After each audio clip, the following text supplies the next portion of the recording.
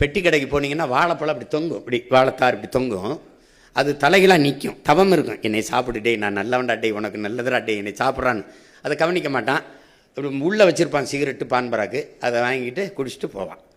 இப்போ ரொம்ப நாளாக நான் தலைகளாக தொங்குறேன் இந்த வாழைப்பழம் மாதிரி, அது ஏற்று பார்க்கல. இதைத்தான் ஐயா இறை என்று சொல்கிறாங்க.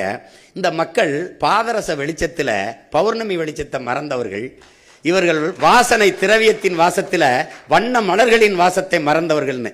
அப்படிதான் விழிப்புணர்வற்ற சமூகத்தில் நடிப்பவனுக்கே முதலிடம் கிடைக்குங்கிறார் ஐயா. அதுக்கு சான்றுன்னு சொல்றாரு. எப்படின்னா, ஒரு பள்ளிக்கூடத்தில் மாறுவேட போட்டி நடக்குது. சார்லி சாப்ளின் மாதிரி நடிக்கணும். முதல் பரிசு ஒரு மாணவன் வந்துட்டான், ரெண்டாவது பரிசு ஒரு மாணவன் வந்துட்டான், மூணாவது பரிசு ஒரு ஆள் வர்றாரு. அது உண்மையிலே சார்லி சாப்ளினுக்கு மூணாவது பரிசு.